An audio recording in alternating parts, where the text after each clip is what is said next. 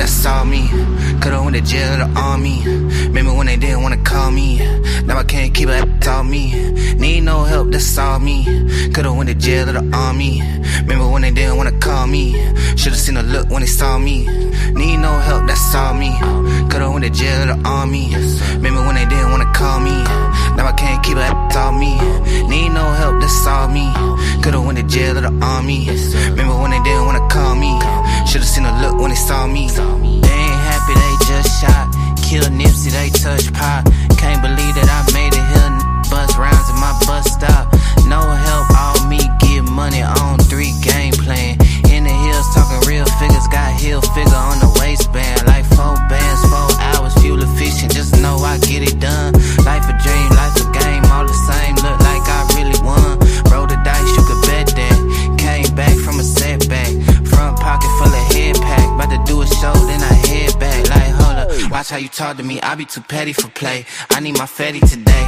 Waking up early so I get ahead of the day. It worked for me better that way. Better go get it, you young and you able. They did not save us a seat at the table. I did it all with no help from a label. Came a long way just from stealing that cable. I'm teed up, drip down, save it, sit down, I don't need a cosign, need a new phone line. I think I'm too full of myself and they full of that hatred, they hated to see it. I don't need no help, I'm just being myself and they happen to pay me to be. Need no help, that's all me. Could've went to jail or the army. Remember when they didn't wanna call me. Now I can't keep it, that's all me. Need no help, that's all me. Could've went to jail or the army. Remember when they didn't wanna call me. Should've seen a look when they saw me. Need no help, that's all me. Could've went to jail or the army. Remember when they didn't wanna call me. Now I can't keep it, that's all me. Need no help, that's all me. Could've went to jail or the army. Remember when they didn't wanna call me. Should've seen a look when they saw me. They ain't cheering, they just doubting. Kill Sebby, they touch Malcolm. Meanwhile, I bought a Cuban link. I might upgrade it, might bust down it. Shine hard like I'm supposed to. I'm a king in a slum village. When you speaking that real, even though it's claiming ain't none feel it. I can see the envy. Know he wanna hide it, but it's coming through. I ain't seen nobody before I seen the paper. Who the is you? Mandatory that I keep on guessing. I'm a pop quiz and a potluck. Turn a win to a winning streak just to show these that it's not luck. Pop out, I'm fresh off a plane. Tell him that daddy is home. Truly, he glad to be home. These gravity prone. Tell by the way that he looking, he mad that he on. I've been on 10 with the 10 to the hoes in the market until there's no hoes in my pocket. These tend to be lying and tend to be hating on me cause I told them to stop it. Totally opposite every opinion. I'm doing whatever I'm feeling. Seem like the only few times when I asked for advice, what they gave me was never appealing. Lately, I feel like the man, yeah, the man that I told you one day I would be.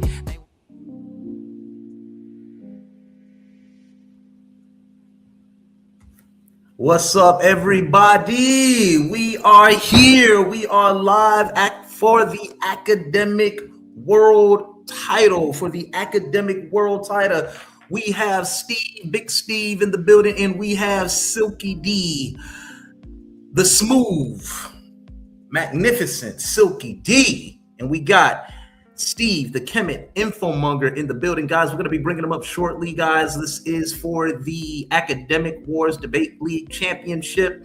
Once again, I'm going to bring up our first contestant here, who is the affirmative. This is Silky D is in the building. Silky D, unmute your mic, say hello to your audience. Oh, man. What's good, y'all? How y'all doing? It's your boy, Silky D. Y'all know how it go.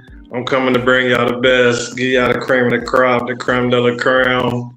Now y'all about to see what the real deal Holyfield really look like. So, you know what I'm talking about? Holla at your boy, Silky D. What's goody? All right, and next up, we got our brother, Steve, the Kemetic Infomonger. He is in the building. Say hello to the audience.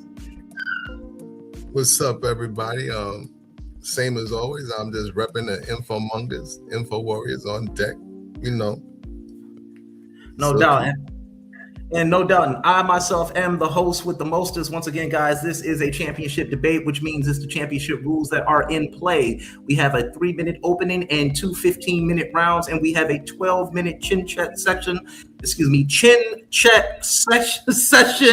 along with a 5-minute closing. The affirmative is Silky D, so he will be going first tonight. And Steve, the Kemet Infomonger, he will be going next in line. So with that being said, Steve, I'm going to drop you down from the panel, and we're going to get our beloved brother Silky D ready for tonight. Guys, let's have a good, clean debate. Remember, if I say break, that's what I mean, break, because I know things can get heated in you guys' Q&A session. That's when the debate begins. Family, hit that like button. Let everybody know that we are live. This is the first debate over here at my channel. And these two young men right here are no strangers to debating. I want to give these brothers a personal thank you for participating in tonight's debate. Let's have a good, clean debate tonight. And remember, guys, decorum, understanding, and intelligence. Don't get mad. You're smart. All right, Silky D, with that being first, let me get you set here. For your opening. And on my mark, we're going to mute this music here. We're going to turn this music down. I'm going to give you the floor in 5, Go ahead, 4, 3, 2, go. I want to pull up some slides real quick. I want to go to my presentation real quick. Can you pull up my stuff? My presentation? I want to go drop a couple real quick in my 3. Okay, I'll just restart that, and we're going to start all over with your time at 3 minutes. Go ahead. You got the floor. All right, bet. It's your boy Silky D. Y'all already know Berbers taking Kemet. We're taking Africa. We're taking Egypt. We're taking the origins. We're taking everything. So I'm about to give y'all a really quick crash course. I'm about to everybody keep up, research everything I'm telling y'all. We're gonna go to archaeology, paleontology, genetics, fossils. We're gonna dig in gods. We're gonna about to touch linguistics. We're about to touch everything tonight, y'all. I ain't playing around. So let's go ahead and get into it. I'm going to kick it off like this. All right, first slide. Ancient Egyptian text refers to North African peoples, the ancestors of the Berbers, the Amazigh, using the names like Tamihu, Tehinu, and Berbera and Berberata, describing them as Libyans living in the west of the Nile, often depicted with feathers, distinctive clothes, tattoos, sometimes as enemies or trading partners. Let me bring that back for everybody that didn't pay attention. Tamihu, Tehinu, Barbara, and Berberata. That's ancient Egyptian. So stop running around here, Jose, screaming this barbarian all the time. This is Egyptian. Stop screaming Berbers is connected to barbarian. You sound lost. You just don't study. You need to study more. So let me keep on.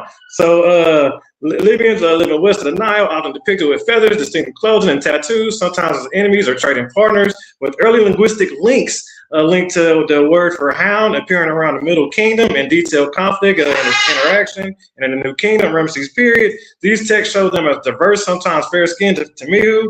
Let's go on to the next slide. Next slide, number 2. Tamihu, early depictions, Old Kingdom, show these Libyans light skin or blue eyes, featuring feathered hair, head crest, or unique attire. Tehinu, a darker skinned group of Libyans, also mentioned in Egyptian records. Names appearing in the text of 1700, 1300 BC, possibly referring to the Berbers group with Barbarata, meaning lands of Barbara.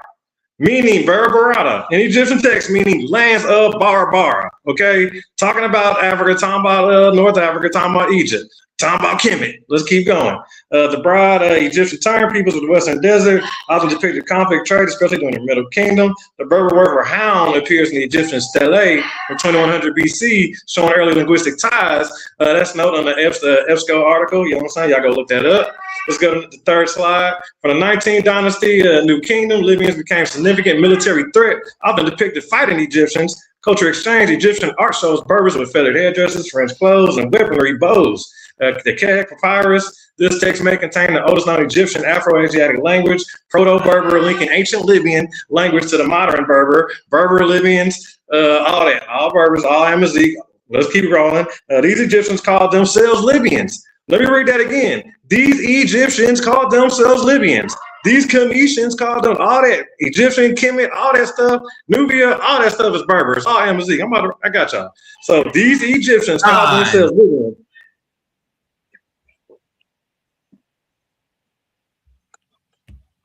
All right, that was Silky D in the building, coming with his opening round. Shot a salvo at our boy Steve, the Kemet info monger. Once again, we're gonna drop you down, Silky D, and we're gonna bring up Steve next. As a matter of fact, I'm gonna leave you up here. Just mute your mic, Steve. I'm going to set your time at 3 minutes. This is your opening. You have the floor. Would you like for me to pull up your presentation? Yes, please. Okay. Here you go. And when do you want me to start your time? Okay, you can start. Go. Debate question. Were the Berbers the people who established Kemetic civilization? Introduction. Traditionally, the term Berber has been used to refer to the indigenous people of North Africa. It was coined by the Arabs and not the people of Kemet. Berber is an Arab word, conquerors and European colonizers, and is inherently discriminatory. Barbari in Arabic means barbaric, gibberish, and babble. Berber is considered as outdated and offensive by many North African Amazigh. And Amazigh mean free men and noblemen in their language. That is from etymology.com. What the sources actually say. Arab conquest period from the 7th to 8th century CE, Arab armies expanded westward into North Africa, capturing and enslaving some Berbers as war booty. This is documented in early Islamic sources and modern scholarship. One study notes that a large proportion of the booty consisted of slaves seized from the indigenous Berber population. Why it happened.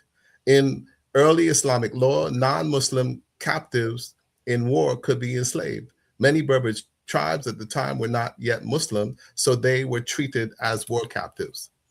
So that's the question. My response.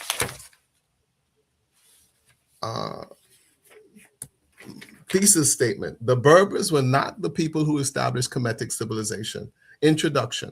Civilization encompasses much more than just a gene or haplogroup. Haplogroups are an indication of migration patterns and gene flow and is not a determinant of physical characteristics, culture, or civilization.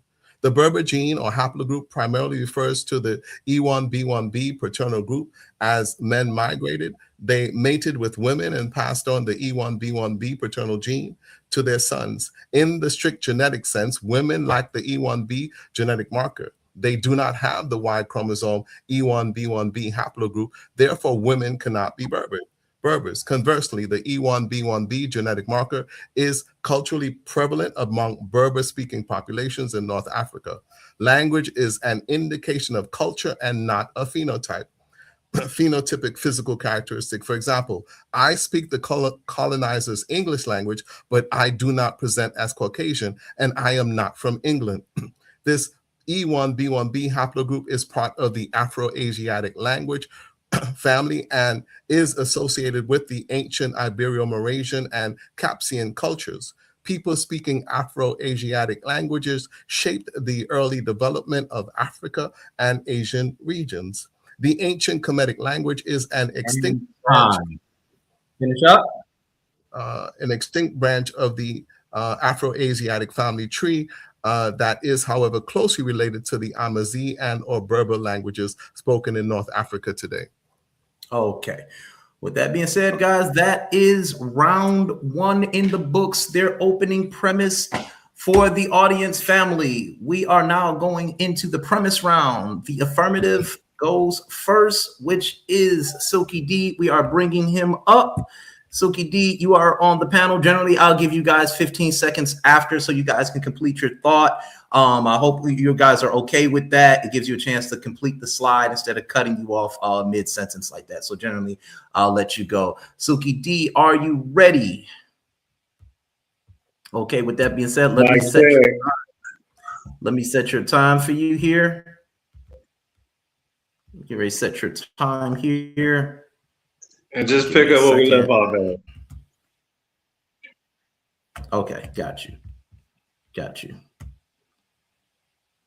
gonna pick up where we left off at. Just trying to reset my clock here. For sure. All right. Give me a second here, get you guys started. And with that being said, Silky D, let me get your presentation up. Add to stage. No huddle offense. Drop his presentation. Add yours. And we're going to get ready to go. Go. All right, let's get back into it. And Berbers have A0 haplo, so y'all can all look that up. Berbers in Algeria, that's AO. But that comes before E1B. But let's get back to it. So these Egyptians called themselves Libyans, but their language and culture linked them to the wider Berber Amazigh family, the indigenous people of North Africa. Early text, let's keep going to the next one. The term Barbara appears in ancient Egyptian texts from around 1700 to 1300 BC, and you said it was Arabic? To refer to the people in the region, likely related to modern day Berbers. The name is also connected to modern Arabic, the term for the people of Nubia. So now I get it, you didn't know that the Nubians are the Berbers too, right? I bet you didn't know that? Well, about to find out. So the name is also connected to the modern Arabic term for the people of Nubia, Barbara, who are the Libyan Berber origin. Historically, ancient Egyptians had intimate and early contact with these groups. The terms Barbar and Barbarata are found in inscriptions from the 18th and 19th dynasties. Barbar can be translated as territories of Barbara. That's like Berber land, yeah, all that. These inscriptions likely refer to Mihu Berbers, who were the group identified with the Libyans and lived in the western desert areas of Egypt and Libya. Let's go on to the next one. Deep indigenous roots, the Berbers people are considered indigenous inhabitants of North Africa and have an uninterrupted presence dating back to at least 10,000 BC, possibly up to 20,000 or 24,000 years, or even further back to the first modern humans in the region around 315,000 years. Ancient Levant presence similar to the Levant has been continuously inhabited by modern humans for a very long time. The Natufian culture, which was ancestral to the later Levantine populations, pioneered sedentary settlements around 12,000 to 9,000 BC. So even the Natufians are Berbers. Let's keep going. Ancient DNA studies show a significant migration genetic exchange between the North African, Levant, and Europe, especially during the Neolithic period around 10,000 BC. Where was your Commissions at? Where was your so-called Egypt? How come my people are leaving a whole lot way early ahead of time and mixing out with the Levant? Where are y'all at in the Levant? I don't see y'all doing any of that. But y'all supposed to be there. They're not telling me my people here way before y'all. Let's keep going though. All right, the province of Karnataka has played an important role in some events in Egypt. Relations between the Libyans and Egyptians in the era of the families were not always hostile. The peaceful relations between the two sides remain. Libyan blood was often found in basins of the Western Sahara. One of the most salient features of this peaceful connection was that of Khufu, a Libyan wife. The apparent form of the Egyptian-Libyan relation is pressure from the Libyans in the West when they attempt to settle in Egypt. But we find that the Libyan tribes were prevalent during the pre-families. These Berbers were here way before your Cometians showed up, before your Kemetic showed up, before your Egyptians showed up, thousands and thousands and thousands of years. Let's keep going. We show that these one of the most the apparent Egyptian-Libyan relations between that, but we find that the Libyan tribes were prevalent during the pre-families in the Delta, and different with the Egyptians, so much so that the Egyptians and the Libyans will not distinguish the border between the two countries. Let's keep going. Another evidence of the good relations between the two parties is that Egyptians treat Libyan tribesmen as mercenaries in the Egyptian army. You Egyptians can't even protect yourself. You ain't even got no army. You ain't got no military. Where are you supposed to be this big civilization from? You can't even protect yourself. Stop playing. Pause, Silky. Pause. I hate to get in the way of your ethos, your logos right quick. You're on fire. I'm feeling you. When did you want me to change your slide? You didn't tell me to change the slide. I'm on go a couple more over. Summertime, go a couple over. I'm like, I'm on the one with the purple. There you, okay, yeah, that's right there. There you go. Starting your time now. Go. My brother. All right. Let let me see. So the Egyptian and the Libyan will not distinguish the border between the two countries. Another evidence of good relations between the two parties is the Egyptians treat the Libyans, tribes as mercenaries, and the Egyptian army as they police in the desert. It was natural that the oasis then be a refuge for the fugitives from the state advance, which is logical. You know what I'm saying? They were told that the desert learned in their ways where they were stationed there. The Libyan rulers who ruled Egypt are characterized by Egyptian character, but did not forget their roots completely. And the proof of this is that they retained their names and titles of Libya, as well as established good relations with Libya and the province of Karnaca. They did not rely on rule in the country of another force or impose on people and other civilizations. The interactions that most impacted the Libyans and the habits of the Egyptians and influenced by them. Egyptians influenced by Libyans. Let me say that again. Egyptians influenced by Libyans. Kemet is influenced by Libyans. Berbers, Amazigh. Let's keep going. On to the next slide. All right, let's go on down. I'm gonna just shoot down to the bottom of this paragraph real quick. Let's talk linguistics. I heard somebody say, how you gonna prove that the Berbers started the Nile civilization? How you gonna prove that? Well, let's go ahead and go to the word Nile. Let's go ahead and see the origins of the word here. All right, so another possible etymology derives from the Semitic term Nahal, meaning river. Old Libyan has a term Lilu, meaning water, and modern Berber, Ilil, means sea. So old Libyan, that's the possible origin for your whole word, for the word Nile, period, and water. All right, that's coming from Berber. Why you asking about where the Nile civilization come from? Well, look at the word, it's coming from the Berbers. Now, I got more for you, I got you. Let's keep going. So the ancestors of the Berbers predate the formation of the dynastic Kemet, ancient Egypt, by several millennia, with evidence of their presence in North Africa dating back as far as 10,000 years. Kemet dynasty began around 3100 BC. I'm on to the next one, right? All right. Berber origin is those people who call themselves Amazigh and believed in the grid. We'll just keep going on to the next one. All right. Okay, bet. The word Africa. Yeah, y'all want to talk linguistics, huh? Let's talk linguistics. Let's get in that linguistic bag.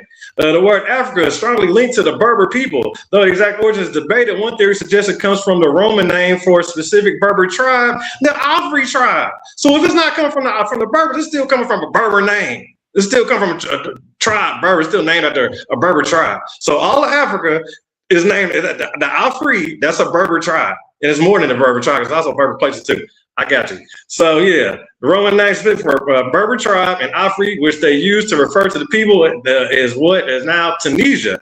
Another hypothesis is that Africa derives from the Berber word Afrikawa, meaning land of Berbers, or from Ifri, or Ephraim, which means caves, referring to cave-dwelling Berbers. From the desert, let's keep going. On to the next slide. Phrase Libyan, land of the dead. Ancient refers to the ancient North African region. Land of the dead. So when they're talking about the people and they're going into the afterlife or not, the land of the dead, that's Libya. Oh yeah, I know what y'all be talking about. I'm trying to tell you. Yeah, let's keep going. Ancient North African region where early inhabitants created burial sites and around it was later mythologized and mysterious in the terrifying land of the Greeks and the Romans. It was known for mysterious and sometimes monstrous inhabitants like the Garamantes. Go look up the Garamantes. That's another Berber tribe. They speak Libyan. They speak Berber. Yes, that's Berber. That's another Berber tribe for y'all. Nubians, the Garamantes, and we just getting started. So the Garamantes who rode chariots as well as for their roles as a major hub for trade and culture. A stark contrast to the modern day desert image. Yeah, that's part. We're about to get into it because we're talking like when it was lush. Because they go back to it when it was green and stuff. We're not talking about we're going before that. But I got y'all. To ancient tombs and burials, ancient people created rock tombs and the cliffsides such as those found in Cyrene for the deceased. The civilization which flourished the Garamantes between approximately 500 to 500 AD. BC to AD. Let's keep on going to the hold on, let's go. Yeah. So they developed sophisticated irrigation systems. I had to meet you. I stopped your time, Silky. Don't worry, I'll give you 30 more seconds. What slide are we on? You're not telling me when to change slides. My bad. You jumped one up. You go one back. Okay, go one back. Okay. Yeah, I'm only gonna read like a quick couple sentences and I'm gonna shoot to the next. Yeah, just one back. All right, there you go. Go ahead. This is gonna be real quick. All right, my man. So the Garamonte, the civilization which flourished from between approximately 500 BC to 500 AD, developed sophisticated irrigation systems, had a stable kingdom based on the Wadi agriculture and cattle pastoralism. All right, let's go on to the next one. Now I'm about to start hitting y'all with my pastoralist bag, because you talking all this Kemet, you talking all this Egypt. How are y'all even feeding yourselves? How are you going to feed an empire? You need food and produce. You need stock. You need a whole lot of farming going on for you to be able to build and grow an empire. Y'all, like I said, y'all ain't had no army. Let's get into it though. Tens of thousands of years ago in the Sahara Desert, which now covers roughly 90% of Libya, was lush and green vegetation. It was home to lakes, forests, diverse wildlife, and temperate Mediterranean climate. Agricultural, archaeological evidence indicates that the coastal plains was inhabited by Neolithic people from as early as 8,000 BC. These people were perhaps drawn by the climate, which enabled the culture to grow, sustaining and domesticating cattle, and the culture of cultivation of crops. Egyptian inscriptions of the Old Kingdom are the oldest available documentations of the Berber people. These inscriptions record Berber tribes raiding the Nile Delta. You know what I'm saying? We back there. We all up in that. All right, ancient. Let's go to the next one. Chris, yeah.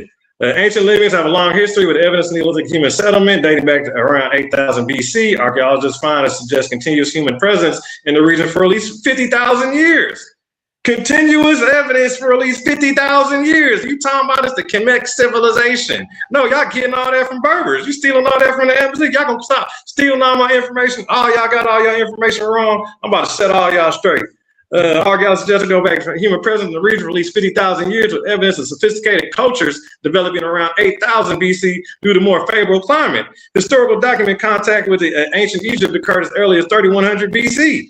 Neolithic period, ancient human settlements of the coastal plains, parts of the Sahara, where people lived by domesticating cattle and cultivating crops.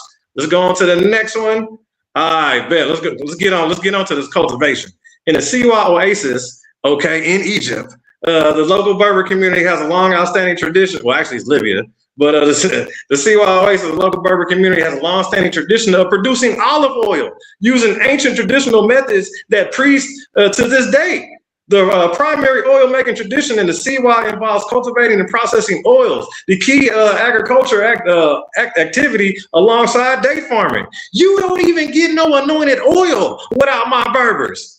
You don't get none of that. Y'all steady running around here talking. Y'all don't have a clue. You don't get none of that without the Libyans, none of that without the Berbers, none of that without the embassy. They're giving y'all all that. Let me bring that back.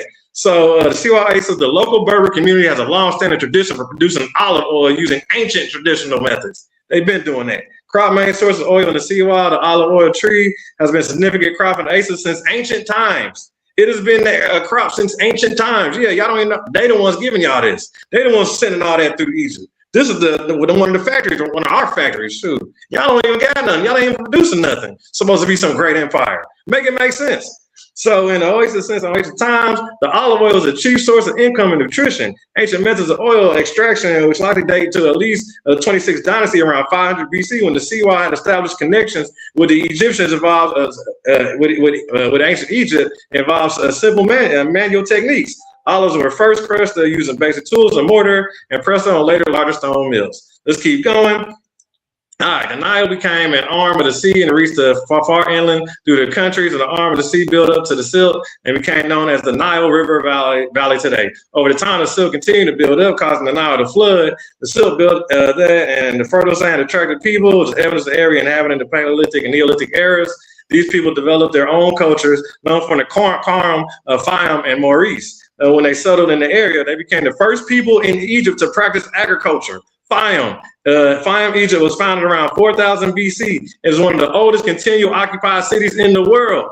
Fayum, Karm, Maurice. Y'all about to learn about guys now. Let's go ahead and get into it. The Fayum, man. Yeah, that's agriculture. They were the ones that was giving Egypt all everything. So let's keep going though. The works that took centuries to complete by the Mule Muhammad. Let's go on to the next one. I'm gonna go one more. All right. The term Garden of Egypt most likely refers to the Fayum Oasis as a highly fertile region, was historically one of the first places in Egypt where agriculture was practiced, contributing significantly to the nation's food security and economic prosperity. Where's your commission development and agriculture? Y'all don't even have no food. You can't even feed yourselves. Trying to say you're supposed to be this big civilization. No, y'all get all that from Berbers. Get it right. Ancient Egyptians developed sophisticated irrigation systems and fire which supported agriculture, enabled the development of elaborate gardens of both practical and pleasure purposes, evolved into simple orchids and complex pleasure gardens. The region produced unique fine mummy portraits. Let's keep going. Let's go on to the next one. All right, the origin of, now let's get on to the gods. I'm about to start taking, now let's touch on God. Let's do some God talk. Now we're talking gods here. So the origin of Amun, yeah, Amun-Ra, Amun, ever heard of him? The origin of Amun in relation to the Berber culture debated today is a debated topic, but a leading hypothesis is that the worship of the god Amun had a Berber origin in ancient Libya before it spread into Egypt and Greece. This theory suggests Amun was a Libyan deity who was later incorporated into Egyptian religion.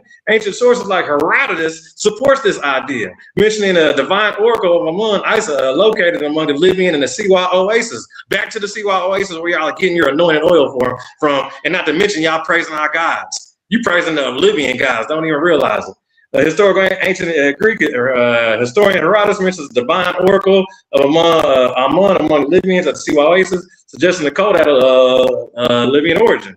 You know what I'm saying? There you go. It's spread, baby. That's Libya. Let's keep going on to the next slide. Yeah, Amun has both Egyptian and Libyan origins, with the oracle on the Siwa oasis being a Libyan origin, that the Egyptians later identified with their own god Amun. The cult of Amun, the Libyan deity, was worshipped in the Siwa oasis and later became very famous after Alexander the Great visited. Egyptians identified their supreme deity Amun with this Libyan deity, and this is thought that the cult of Amun had originated in Libya before spreading to Egypt. Yeah, we'll let it ride. Yeah, Amun was a major ancient Egyptian deity who appears in the member of the Amram Agata. Amun was attested from the Old Kingdom, and together him and his wife Amunet and his oracle in the Siwa oasis located in the western near the Libyan desert. Remain the oracle of Amun throughout. You know what I'm saying? So ancient Egyptian deity that's living. That's a birthday. All right, that is round one for our brother Silky D family. We're gonna bring up Steve, Big Steve, the Kemet Infomonger. Steve, do you see your information on the panel? Yeah, I see it. Okay, family, we got 48 people in the building with only 14 likes. Family, let's hit that like button. Let everybody know that we are live. We got two gentlemen up here putting on their academia for display for your viewing pleasure. Guys, support the channel, support the brand. Get over there and subscribe to World View Wars.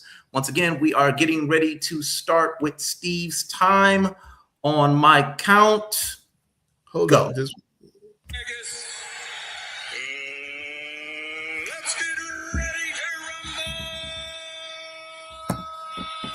can you start my clock now, please? Chris? You have it. Go. Okay. Round one. Civilization, as mentioned in the debate question title, is much more than a haplogroup. Methodology and historical analysis of the development of early Kemetic civilization compared to Berbers and the cultural relevance of the E1B1B haplogroup. There is no significant specific physical characteristic associated with the E1B1B paternal group. Haplogroups are an indication of migration patterns and gene flow and not a determinant of physical characteristics, culture, or civilization. The E1B1B paternal group is characterized by its high frequency in certain regions of Africa and its presence in other parts of the world, particularly in Europe and the Near East. Despite having the allele or genetic marker, most Europeans today do not have North African physical phenotypic characteristics. Neither do they speak an Afro-Asiatic language originating from the Berber E1B1B haplogroup. It is a major human Y chromosome DNA haplogroup linking from father to son back to a common male line ancestor. I beg to argue that most Europeans are not Berbers or Amazigh. Berber is not their culture or language, even though they have the E1B1B haplogroup. Topic 1. Civilization, as mentioned in the debate question title, is multifaceted compared to a haplogroup.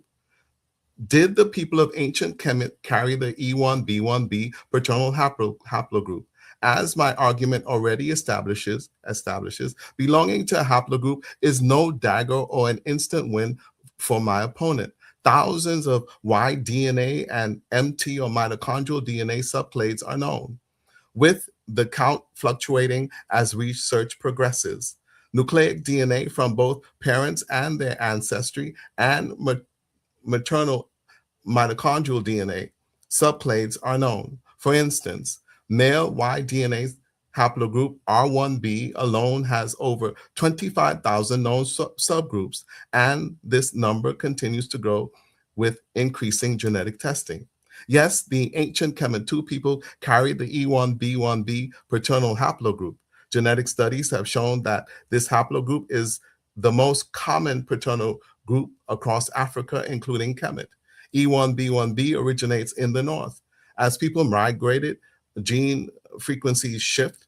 This haplogroup is also rooted in the east and high frequencies in various African countries, including Kemet. The presence of E1B1B in ancient Kemetic mummies support the idea of genetic continuity across the ancient Kemet 2 people, meaning that people mated with others as they migrated into new territory, and there is genetic mixing. No one single haplogroup, such as E1B1B, determines the establishment of any complex civilization, especially that of ancient Kemet. The ancient Kemet 2 and many others carry the E1B1B haplogroup, but this does not make them Berbers in appearance or culture. A haplogroup does not allow distinguishable Berber and Kemetic cultures to be conflated or combined. The foundational Kemetic king Erihor was not Libyan or Berber in cultural identity. Chronology timeline of Kemetic kings' establishment of early civilization.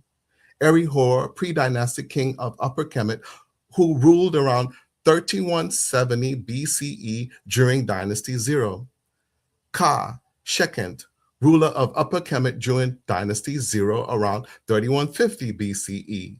Scorpion II, possibly read as Seelk or Weha, ruled Upper Kemet during the proto-dynastic period of approximately 3100 BCE. Narmer, ruler who unified Upper and Lower Kemet around 3100 BCE and founded the first dynasty. Who was Erihor? He was a pre-dynastic king of Upper Kemet, the south, who ruled around 3170 BCE during Dynasty 0. He is the earliest Kemetic ruler known by name, confirmed through inscriptions in Abydos and a 2012 discovery in Sinai. The Nile River flows from South Upper Kemet to North Lower Kemet, making it one of the few major rivers in the world to do so. Explanation of the flow direction. Civilizations tends to form along rivers. The Nile River is the longest river in the world that originates in the highlands of East Africa, specifically from two main tributaries, the White Nile and the Blue Nile. The White Nile begins in Lake Victoria, while the Blue Nile starts at Lake Tana in Ethiopia. Both of these sources are located in higher elevations, which is a key factor in the river flow direction. As the Nile travels northward, it descends through various terrains, ultimately emptying into the Mediterranean Sea at its delta. The northward flow is primarily dictated by the topography of the land, where water naturally moves from higher elevation to lower ones due to gravity. From airy.org.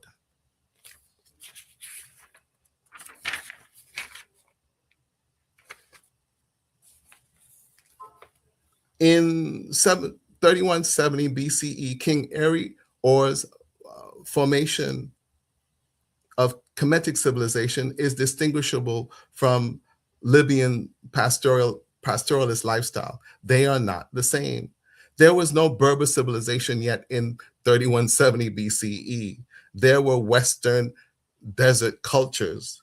The ancient Libyan people, the Tamehenu and the Tamehu, early Meshwech tribe groups who lived in ways that would later feed into Amazi ethnogenesis, the formation or emergence of an ethnic group.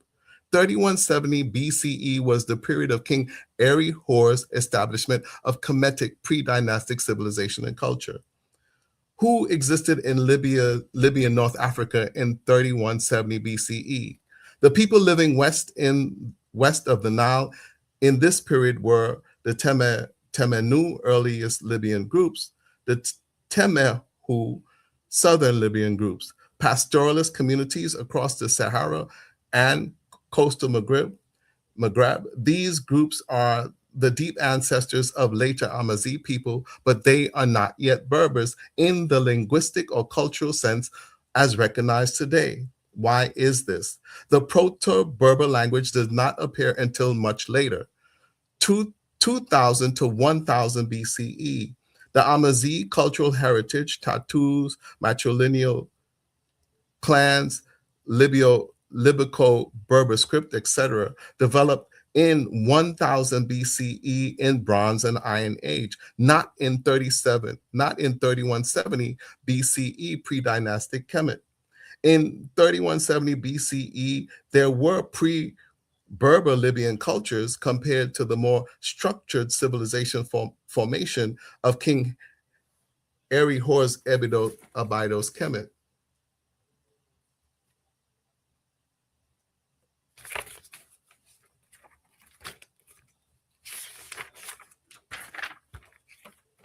Nothing mentioned below belongs to the non-existent Berber linguistic culture of 37 BCE. Eri Hor's tomb is located in el Qua'ab, chambers B1 and B2 in the early king's necropolis of Abydos, Kemet. Historical significance. Considered the early historical attested ruler of Kemet, sometimes cited as the earliest identifiable person in history whose name is known. Meaning of his name. Eri Hor's name is written with the Heru Falcon G5, part of the list of signs organized by Sir Alan Gardner, above a mouth hieroglyph D21. This is read as Eri Hor, though early chematologist Flinda Petrie read it as Ro. This name likely means belonging to Heru, or the mouthpiece of Heru. Was he definitely a king? Most modern chematologists accept Eri Hor as a real king because his name appears on multiple vessels and inscriptions. His tomb at Abydos matches early royal patterns. A 2012 cyanide inscription confirms his existence. Some debate remains because his name does not appear on a serex, the later standard royal frame. This is expected for such an early period before the serex became standard.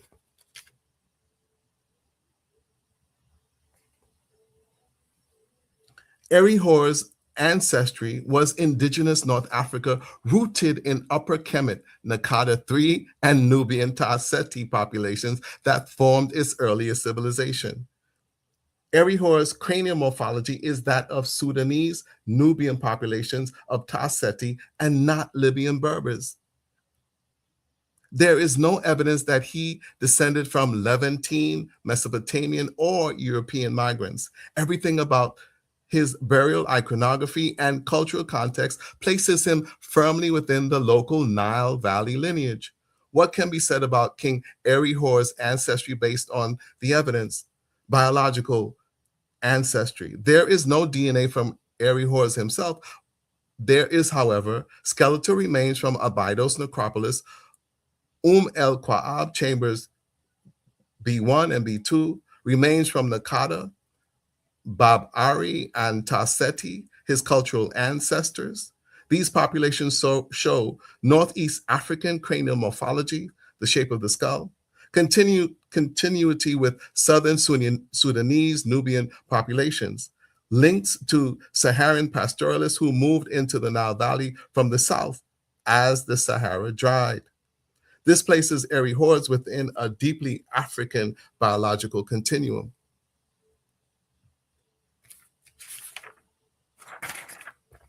Round one. The cultural ancestry of Kemetic King Eri hordes traces to the south of in Nubia, Tarseti, and not Libya's non-existent linguistic westward Berbers. Cultural identity. Eri horde emerges directly from Nakada 3 culture, which itself evolved from Badarian, Nakada 1, Nakada 2, Nakada 3. These cultures are indigenous to Upper or Southern Kemet, closely connected to Nubia, Tarseti, part of a long, uninterrupted African cultural development. His tomb at Abydos, B1, B2, follows the same patterns as Ka, expanded Abydos' power into other regions of Kemet. Scorpion 2 carried out major military campaigns into northern Kemet for unification. Narmer unified southern and northern Kemet, all of whom belong to Upper Kemetic royal lines. Geographic ancestry. Eri Hor ruled from Abydos, but his cultural roots extended southwards. The strongest ancestral influence, Upper Kemet Abydos, Heracleopolis, Nubia Tarseti, the earliest known kingdom in Nile Valley, Saharan pastoralists who migrated towards the Nile. Topic 1. Formation of a growing Kemetic culture and proto-state that is distinctly King Ka II, who was not Libyan Berber. Who was King Ka? King Ka II was a ruler of Upper Kemet during Dynasty 0 around 3150 BCE. This was just before the unification of Kemet under Scorpion II and Narmer. He is one of the earliest kings in history whose name can be read. Where he ruled. Ka ruled from the region of Abydos, the spiritual and political heart of early Kemet. His tombs B7 and B9 are located in el Qua'ab. Why King Ka matters. He is one of the first kings to use the serekh. The serekh is the earliest form of the royal name emblem. Ka's serekh appears on pottery, stone vessels, and seal impressions. This shows that kingship was already becoming formalized. Evidence of expanding political power. Artifacts and Ka's name have been found across Upper Kemet, suggesting trade networks, administrative control, and early state formation. He wasn't a local chief as with the Berbers, but he was part of a growing proto-state. How much time I got left? Chris Harris, how much time I got left? You got 1 minute. Okay. So I'll just, as an introduction to round two, King Ka tombs revealed that he was not Libyan Berber. What is the meaning of King Ka's name? His name is written with the raised arm hieroglyph, which can mean Ka, the vital essence or spirit, probably also sekent, meaning to embrace. Because writing was still experimental, scholars debate the exact reading, but the symbol is unmistakable. What his tomb reveals. Ka's tomb shows mud brick construction, multiple chambers, early funerary goods, and time. Thank you so much. All right. Family, round one is in the books. Round one is in the books. That is Kemet Infomonger. Round one is in the books. We're going to bring back up Silky D. Silky D. Put him back up on the stage. Hope you guys are enjoying the debate tonight. Guys, hit that like button. Let everybody know that we are live. We are live, brothers and sisters. Hit the like button. Let everybody know we are live. Support the platform. Silky D. On my time, go.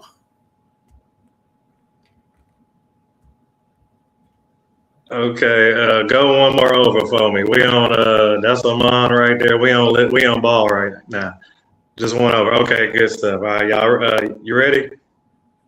Go ahead. I bet. So now I'm glad you know what I'm saying? I'm glad you wanted to talk gods. I appreciate that. I like that. I want to talk gods too, you know what I'm saying? Because it sure look like these Egyptians are praising a bunch of Libyan origin deities here for some reason. But let's get into it. Now, the meaning of the first name Baal is identified as a Phoenician deity covered under the name Baal. However, this meaning of his second name, Haman, is a secret association with Amun, the goddess of ancient Libya, whose temple was in the Sea Oasis, where the only oracle of the Amun remained in the part of the Libyan desert all throughout the ages. So Libya is the only one that never even had an oracle all throughout the ages. I don't even know what that means. All throughout the ages, they had an oracle, and this oracle was somebody they had to go see. So, so the oracle all throughout the ages. This connection to Amun makes it possible to equate Baal Haman, Lord of the Sky, to either Zeus or Kronos. You don't even know who they coming from. Let's keep going. Going to the next one. Let's go to the next slide. There you go. Another god. Let's get into these gods. The oldest evidence is Sobek, the god Sobek. All right, that's before Ra. That's before Amun. Yeah, let's talk here. Let's get deep. The oldest evidence of Sobek's worship in the location that would become known as Fayum Oasis, which borders the Libyan desert, is from the Nagata III phase around 3100 BC. This evidence includes a clay seal, impressions found in the pre-dynastic Tekron necropolis that named Narmer, the first pharaoh of the first dynasty, depict a crocodile with a shrine. The Fayum was center of the Sobek's worship in the earliest times. He was considered the god of the region's lakes and canals, aka the Nile. And over here, it looks like your god, your king is praising my God. Catch the connection? Yeah, Libyan. Yeah, you see how you even try to run that there and you still get sniped down? Yeah, it worked like that, real easy like. All right, the earliest association with Sobek of the Fayum region comes from the Nadic 30 year old. Get good stuff. Like, so let's keep going on to the next one. Sobek, the crocodile god associated with the Nile through creation myths, was it where he was originating the primeval waters of Nun to create the world and the Nile River from his sweat. So this guy coming from Libya, which is a Berber region, is the one that all of y'all even getting your guys from. This is one of the original guys. Also, it's one of the guys when they put your heart on the scale and see if it's light as a feather. Sobek is the one that eats your heart, aka. But that's pre-dynastic. That's ancient. Yeah, his origins are linked to the Old Kingdom. Of course, Old Kingdom. This was way before everything was even going. We were seen as a violent god, local deity of the Fayum Oasis. The grew of prominence in the cult spread throughout Egypt during the Middle Kingdom. He was also considered son of Nith or Set. Son of Nith or Set. So if Sobek, this god is a Libyan god, what do you think Nith and Set is? Let's get into it. Next slide. Tanit and Neith are originally a Berber Libyan goddess venerated by the Berbers of the North Africa from immemorial times. Poets and scholars of all ages know her as the goddess Nith. There is no doubt that the Nith and the ancient Egyptians, Tanit of the Phoenicians, and Athena of the Greeks were none other than the Libyan goddess Tanit. The goddess Nith is one of the oldest goddesses in the world, and her shrine is attested in Egypt from pre-dynastic times. She was a patron deity in the city of Sais in the western Nile Delta and Lower Egypt. Her Berber name, Tanit, was said to mean Tanit, meaning land of Nit, in reference to ancient Libya. Today's North African as a whole. People being her original home, according to Herodotus, Tanit, whom we called Athena, was venerated by the Libyan Amazon around Lake Tritonos. You know what I'm saying? Nith, Sobek, all these Zeus, all these gods, all of them got Libyan Berber origin. You don't even know it. Let's talk about community. Boy, y'all don't have a clue. Look at the meaning of this thing was interpreted in many ways. Most popular with association, her name with the water, personification, the primordial waters. The goddess Nith. You know what I'm saying? What an old goddess girl. You know what I'm saying? Let's keep going. Most remember skill. All right. The most remarkable common god between Egyptian and Berber culture was Amun, king of the gods and gods of the winds. He was adopted by ancient Egyptians as Amun-Ra, by the Greeks and Zeus Amun, and by the Phoenicians as Ba-Amun. All right, all these people are adopting my Libyan god, my Berber Amazigh god. All of y'all are praising my gods. Representing the human form sometimes with the ram's head. Early depictions of the ram's head have been found across North Africa, dating to 9600 BC to 7500 BC. The most famous temple of Amun in ancient Libya was Agro temple of Siwa in Egypt, An oasis still inhabited by Berbers, although the most modern sources ignore the existence of Amun in the Berber mythology. He was honored by the ancient Greeks in Cyrenaica and was united in the Phoenician god Baal due to Libyan influence. Once again, all Berber. Once again, all Libyan. Influence and worship of ancient Egyptian gods. Among the ancient Berber Egyptian mythology, there were similar overlapping deities. The Berbers were neighbors of the Egyptians, really inhabited lands for Libya for thousands of years before the beginning of human records in ancient Egypt. Way before ancient Egypt can be way before y'all even knew what letters was, how to write, any of that stuff. Y'all didn't have a clue. Pause. Sorry for getting in the way of your ethos again. What slide are you on? You're not telling me. My bad. Go over one. All right. Are we on this slide right here, Silky? One more. No, give me one more. All right. I think that's it, right? Yeah, that's it. I'm on that one. All right. Let me know when to change the slide, okay? Let me know when I'm down to my 5 minutes too, if you don't mind. All right. I'm starting you back right now. I bet. All right. Original inhabitants in the lands of Libya for thousands of years before the beginning of human records in ancient Egypt. It is thought that some ancient Egyptian deities, such as Isis and Set, were originally worshipped by the Berbers. Osiris was one of the Egyptian deities paid homage to in Libya, and some scholars believe Osiris was originally a Libyan god. I done took Osiris, I done took Set, I'm taking Isis, I'm taking Amun, I'm taking Sobek, I'm taking Baal. Y'all better stop playing with me. None of y'all got a clue what y'all talking about. None of y'all, all of y'all are all wrong. And I'm about to hear the teller and let all y'all know, throw all your information out because it's outdated and it ain't accurate. It's out there. Throw it out. Toss it. Yeah, get rid of it. So Osiris was Egypt, living in some scholars. Osiris, Berbers supposedly did not eat swine flesh because they associated with Set, and they did not eat cow flesh because it was associated with Isis. This was reported by Herodotus. This is coming from Herodotus, y'all. I'll go on to the next slide. The Egyptians and the Berbers share some heritage, speak sister languages, belong to the same Kemetic branch of the Afro-Asiatic language. Family Egyptian worship by the Berber goddess Nith and Set pre-dynastic times under various names, including Net or Nit, her main city in the Tanis of North Egypt, an area inhabited by Berbers long before the pharaohs and invasions of the Lower Egypt. The virgin mother goddess, the goddess Nith, had no male consort. She was the one who existed, who is, and who will be. Hence, her parthenogenesis nature as a mother of Osiris and form of Isis was later transferred to Mary, the mother of Jesus Christ. Okay, yeah, biting off the Berbers, biting off Libyans. Let's keep going. Go next slide. Nith, also spelled Nit, Net, or Neith, was an ancient Egyptian goddess, possibly Libyan origin. Yeah, we know all that already. She was associated with warfare, symbolized here with and her motherhood. As text refers to the mother of deities such as sun god Ra and crocodile god Sobek. Once again, all that's Libyan. Keeps Berber all day long. And you don't even know when you're saying Tahino and the Tamino and the Libyans, those are all Berbers and the Shashu. Those are Berber also. Next slide.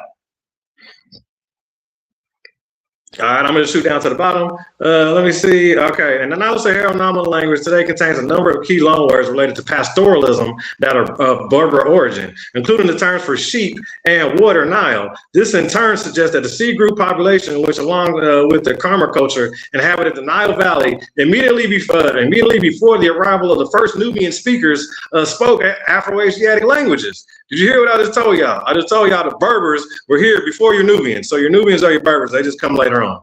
Let's keep going on to the next slide. Appearance and reputation. At his earliest appearance in the 5th dynasty, the Old Kingdom, late century, 24th century BC, Osiris is depicted as the head and upper torso of the god. Hieroglyphic symbols of Osiris' name. He is also illustrated right around the mummy. Yep, Osiris. Took him already. Keep going. Let's go. Keep next slide. Next slide. One more. Because I got to cut some stuff. All right, Akhenaten's Libyans are reinterpreting a relief fragment from the mortuary temple of Amenhotep II. That's 2024. Like I said, I need to update y'all information. On to the next slide. Okay, ram art, right? But once again, back to the ram art. Time period, rock art found across North Africa has been dated back to as early as 9600 BC, with the Tahil in the Afar region. Rock painting and date roughly 12,000 years ago, approximately 10,000 BC. This places artwork with the Neolithic period, when the Sahara was fertile and savanna. See, Sobek is when it was green and fertile. They used to have alligators and all that stuff. And in the ram art is Osiris, Amun, and all, and Baal on them, and Poseidon. A whole lot of them rock the ram. So this is, you know what I'm saying? Once again, it's all living, it's all Berber. Let's keep going on to the next slide. Prehistoric rock art came backgrounds of the found in North Africa, dating back far. Yeah, we read that one already. Okay, after the Battle of Carthage, 40 APC, Phoenician the city interacted with the Berber tribes, began to adopt Berber deities. Phoenician gods, Baal, associated secret with form, a deity of Baal-Haman, potentially due to Libyan Berber influence. Yep, scholars all know that. Yep, what they say, some scholars suggest the name of the Tuareg, the other Tuareg for the god Amun and related to Amun. Let's keep going on. Next slide. 5 minutes. All right, bet. Next, yeah, there we go. Okay, Amunet was a goddess of the underworld and consort of Amun. She was greeted out of all the people of the land of the dead and the bread of the water. If they ate and drank, they could not return to the land of the living. Amunet was portrayed adorned with 2 feathers, which were common adornments of ancient Libyans when drawn by the Egyptians. So the Egyptians are drawing Libyan information, Libyan stuff. Once again, Amun, Berber, Libyan. Let's keep going. Go one more over. One more. Oh, no, that's good, I think. All right, right there, yeah. No, go back. All right, yeah, that's straight. All right, cool. Pastoralism. Go study pastoralism, everybody. Go look up pastoralism. Check this right here, all right? Pastoralists, right there, right? Check it. The earliest pastoralists who brought domesticated sheep, goat, and cattle along with them to the Central Sahara amid the pastoral period, 8,000, 7,000 BC, have been characterized as the Proto-Berbers. Once again, Berbers, you don't even have no food. You can't even feed yourself. Next slide. Oh, man. Okay, go one more over. Since you want to talk genetics, the first genomes of Green Sahara are deciphered. New study reveals a long isolated North African human lineage of Central Sahara during the African hominid period more than 7,000 years ago. This coming from Max Planck. Yeah, I got to go before that one, but I'm going to keep it going on. I'm going to keep it pushing. Let me see. Control over Egypt. I ain't going to hit you with that one. Keep going. I need to go like, we're going to fly like, probably like, let me see. Go up like 7.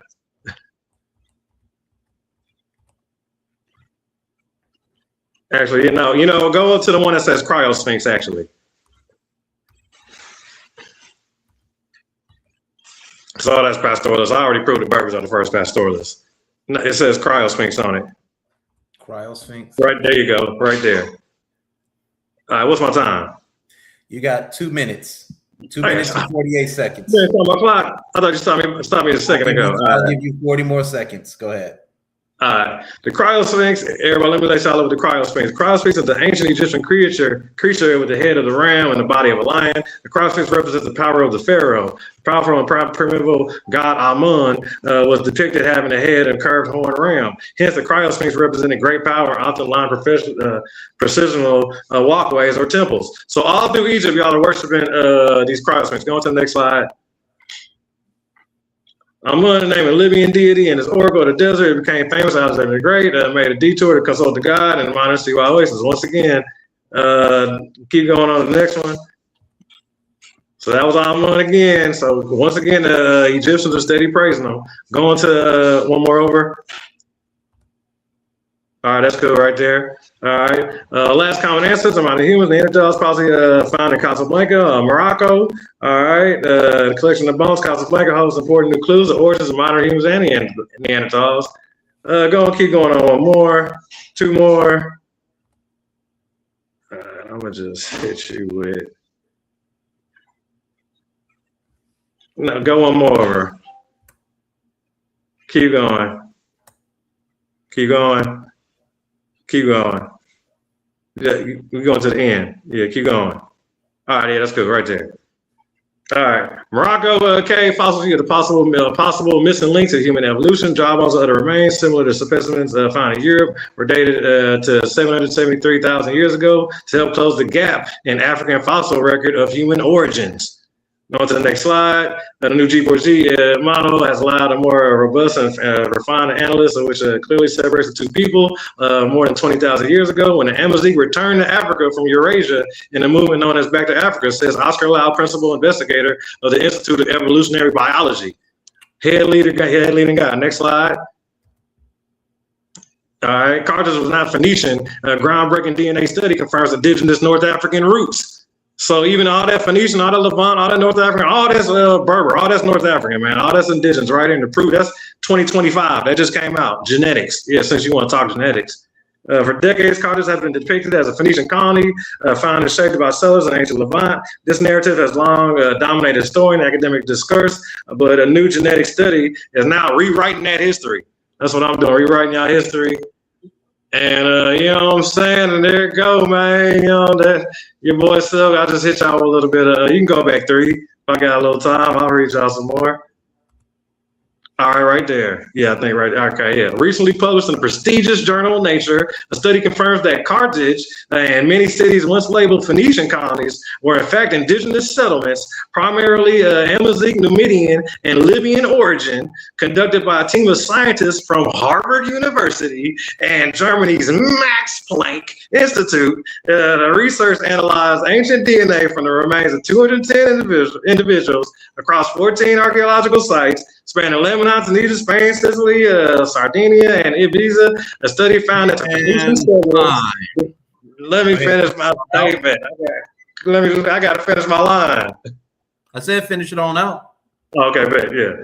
All right, the study found that Phoenician settlers not consistently mixed with the local population they encountered. The vast majority of the inhabitants were local North Africans. While Phoenician traders did exist within these cities, they were a small minority. This breakthrough aligns with the personally advocate for over 30 years, challenging the colonial narrative that erased the indigenous presence and the agency in the region. And yeah, there you go, man. Max Planck, Harvard. Holla at your boy. All right. Round 2 is in the books for Silky D. That is round 2 in the books for Silky D. We're going to be removing him, and we're going to be bringing up Kemet Infomonger in the building. Let's get your presentation up there. Your time for 15-minute time starts now.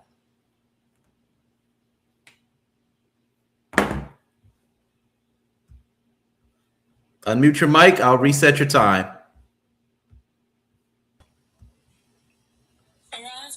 Speaker. All right.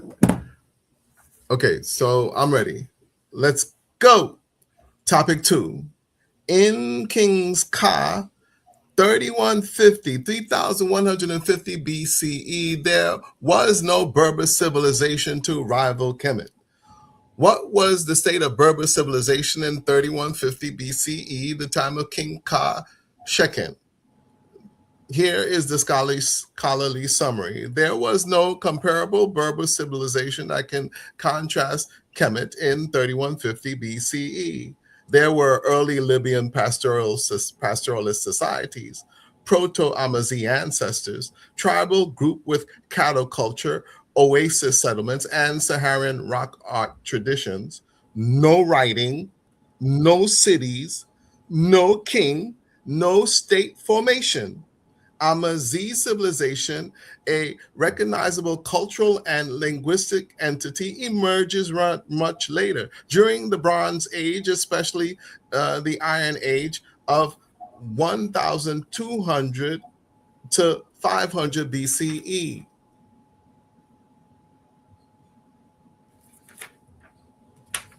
Scorpion King II,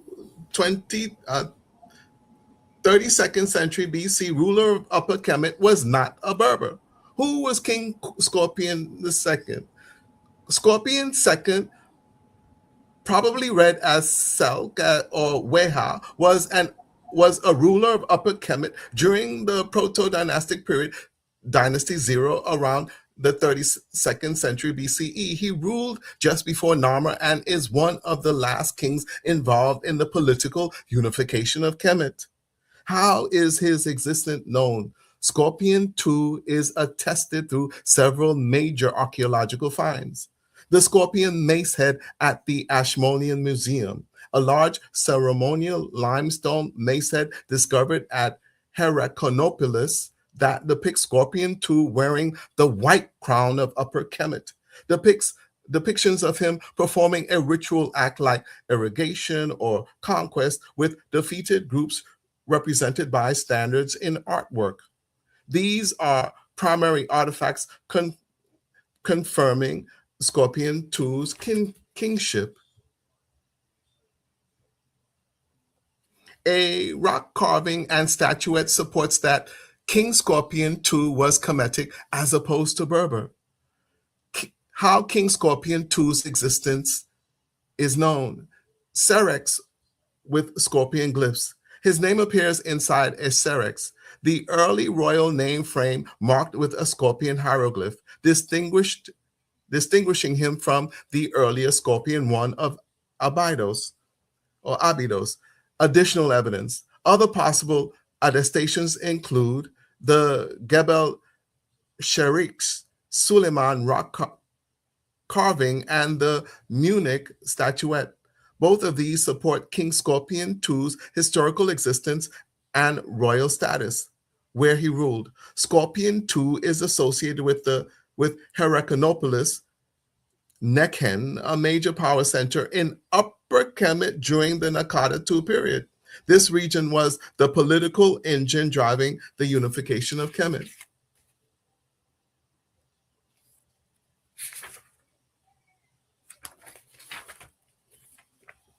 King Scorpion II Kemetic state formation has nothing to do with Berbers.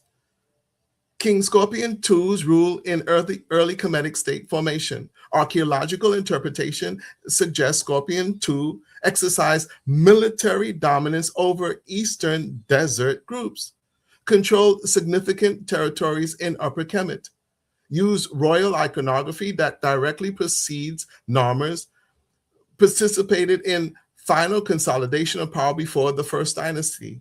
The maced head imagery, bound standards, royal regalia, and ceremonial action shows a king's asserting centralized authority. King Narmer, Horde Narmer of Kemet, not a Libyan Berber. Who was King Narmer? Narmer was the ruler who unified Upper and Lower Kemet around 3100 BCE and founded the First Dynasty. Most scholars consider him the first king of a united Kemet, and many identify him as the legendary figure Menes. Narmer's identity and title. Narmer appears in early Kemetic writing with several royal names. Heru name, Hordhammer, the catfish of Heru, possibly prenomen, men basis for linking him to Menes. First Dynasty, reign 3100 BCE. His name is written with the catfish and chisel signs, the same symbols seen on the famous Narmer palette.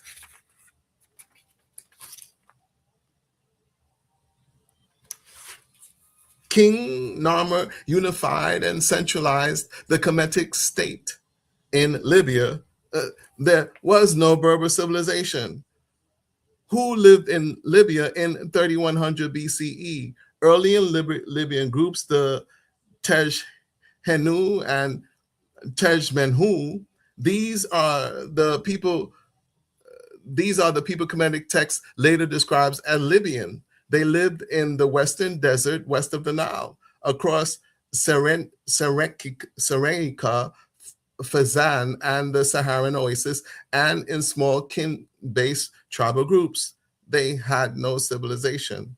They are the ancestors of later Burma Amazi people, but Amazi identity as known today did not yet exist. No centralized state. In 3100s, the Berbers had no centralized state. There was no Libyan kingdom or Berber civilization in 3100. No cities, no monumental architecture, no writing, no unified political structure. Instead, the region was a mosaic of mobile pastoral clans and oasis communities.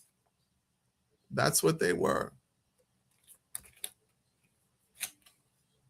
King Narmer, 3100 BCE, unifier of Kemet, not Libyan Berbers. Why Narmer is historically important? He was the unifier of Kemet. Narmer is widely credited with completing the political unification of Upper Kemet South and Lower Kemet North. This fact created the world's first long-lasting territorial state, founder of the First Dynasty. Seal impressions from later King Denquaa list Narmer as the first king of the First Dynasty. The Narmer palette.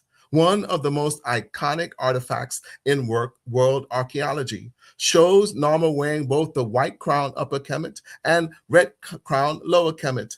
The depicts defeated enemies and symbolic unification, establishes early kingship iconography.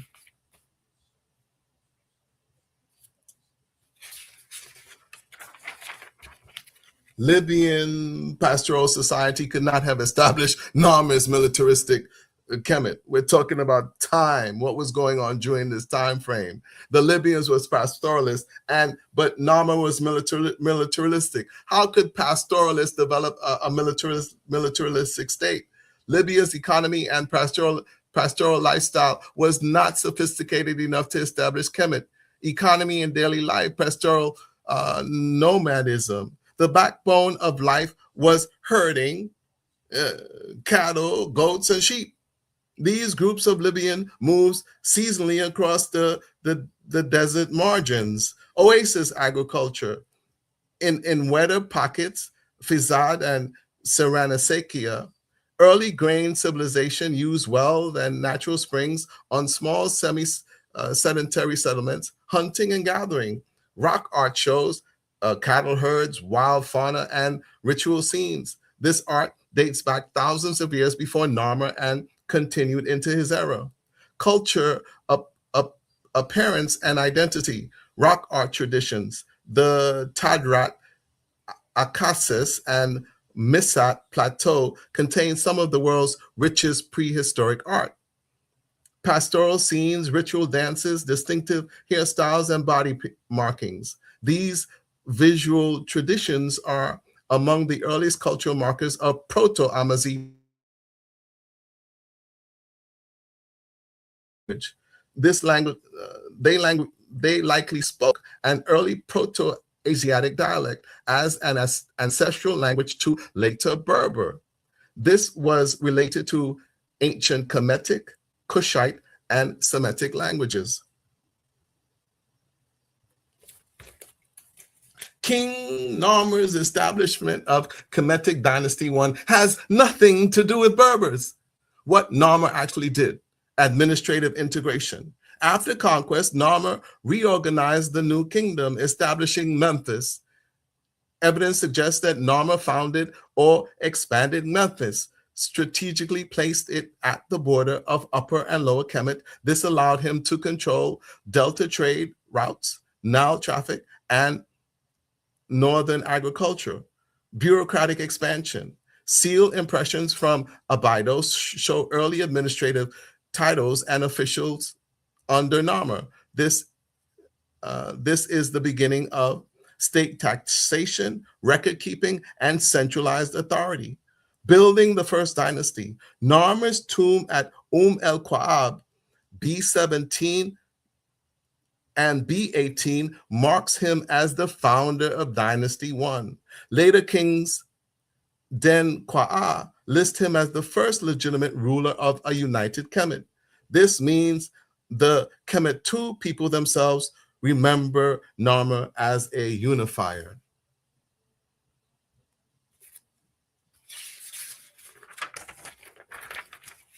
Libya was not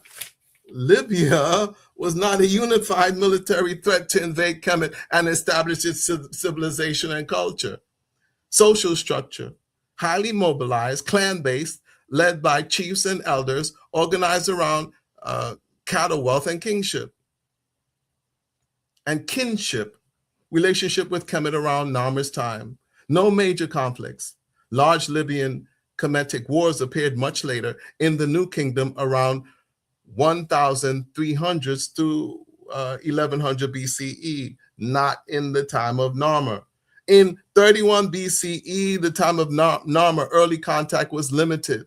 Contact was mostly trade, grazing interactions, and border frictions. Libyan groups were not a unified threat.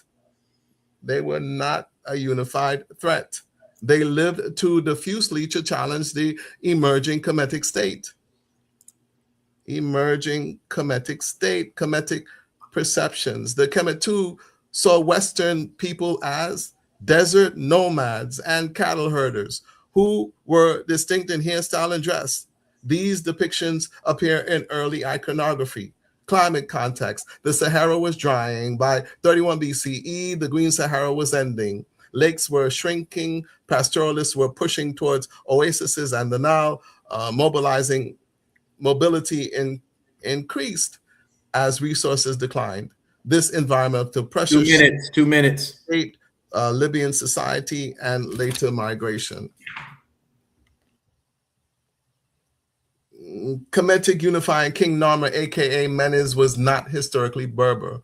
Archaeological evidence for Narmer. Narmer is exceptionally well attested for such an early king. Narmer palette, Heracanopolis, seal impressions from Abydos, stone vessels inscribed with his name, rock carvings showing military victories. His tomb at el Qua'ab, chamber 7, B17 and B18 places him in the same royal cemetery as King Ka, Scorpion II, and the first dynasty king.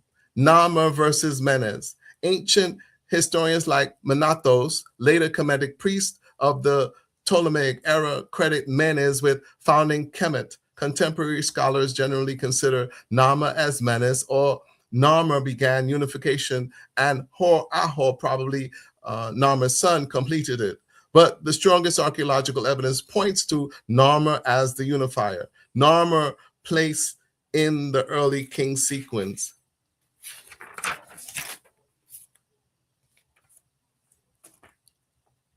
Kemetic spiritual culture and civilization is distinguishable from that of Libyan Berbers. Around 31 BCE, Kemetic spirituality was already a structured temple-based cosmology centered on divine order Ma'at, sacred kingship, and a pantheon tied to Nile cycles. In contrast, early Libyan spirituality was decentralized, animistic, and rooted in desert ecology, focusing on ancestral spirits, cattle symbolism, and oasis-based sacred sites. Kemet had a formal priesthood and state rituals. Libyan groups had clan-based ritual specialists and mobile sacred practices. All right, family. This is the best time of the event. Silky D, cam on up. All cameras on. This is everybody's favorite moment, the moment everybody's been waiting for. It is the chin check session. With that being said, since Steve is the negative, he is going to go first with his list of questions. Steve, you are on the floor. Let me set the clock for you. You got 12 minutes. Let me set this clock here. Give me 1 second. Brothers and sisters, hit that like button. Let everybody know that we are live. Hit the like button, support the brand. With that being said, guys, we are getting ready to get into the chin check session. With that being said, Steve, you are the negative. The negative goes first with his line of questioning. You got the floor. Take it away and go. Okay, Silky, where you at? Silky. Hi, Silky. Okay, let me stop time. Silky got up. Let's start that over. All right, Silky, have a seat, man. Let's get this on. It's the chin check session, man. All right, Steve, this is your time. You got the floor. Go. Okay, so Silky, you mentioned that the Berbers were pastoralists. So that's a diffused group of people, like nomad types, right? So in order to establish civilization, there has to be some form of unification, I would think, right?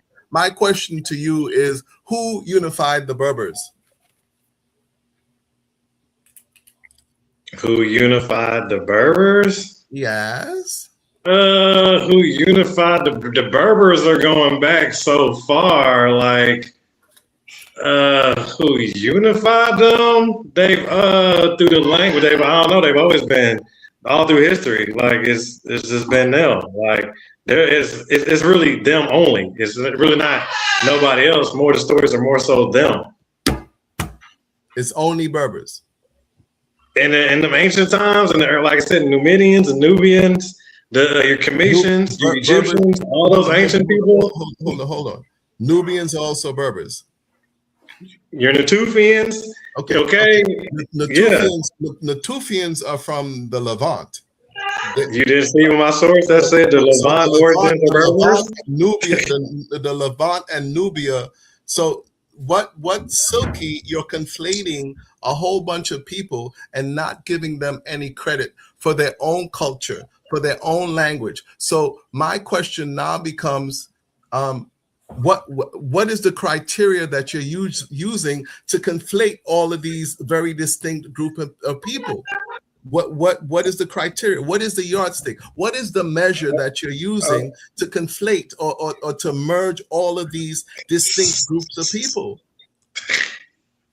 Let me know when you're ready for me to answer. I did. That's my question. What is the yardstick? What is the measure? What is your okay? Well, let me show you.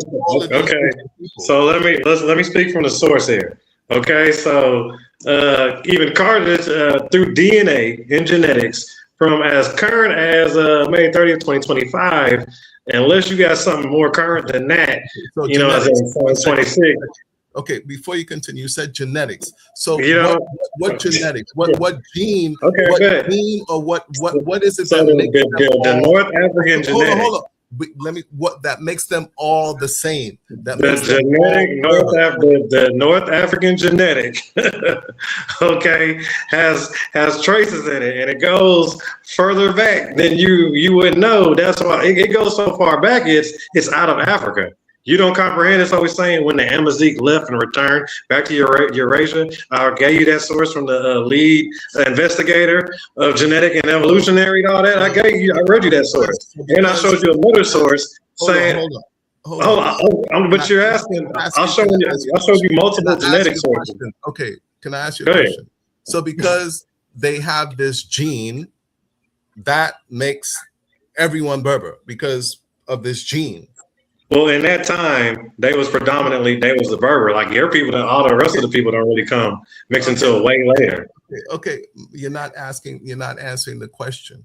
I'm asking you, since today, in that time and this time, people still have that gene. So which means that we're all Berber. Okay, you want me to answer the question? Yes. So okay. Let me answer the question. Okay. Let me so pay attention. Hold on. Let me make the question clear to you, Silky. Not only in that time, but in this time also, whatever that gene is, and you haven't identified that gene, it would be good if you would name that gene or that haplogroup. So seemingly that is prevalent in all people. So which means, according to you, everybody's a Berber. He's not even asking questions. He's just rambling. Go ahead. Is everybody a Berber, Silky? Can I talk? You ready for the answer? All right. So Carthage, right? I'm just reading from the source. I'm reading from current sources. Let me know when you got current ones. So Carthage, this is just the first word, Carthage, right? Let's keep going. Was not Phoenician. So the Phoenicians, yes? So now I just told you Carthage and Phoenician, right? So the Carthaginians and even the Phoenicians, okay, are what? Groundbreaking DNA study confirms those are indigenous North African roots, okay? Read word for word, verbatim by the geneticists coming from Harvard and Max Planck from current sources. Okay. So I don't know what you're saying. Please stop digressing from my question.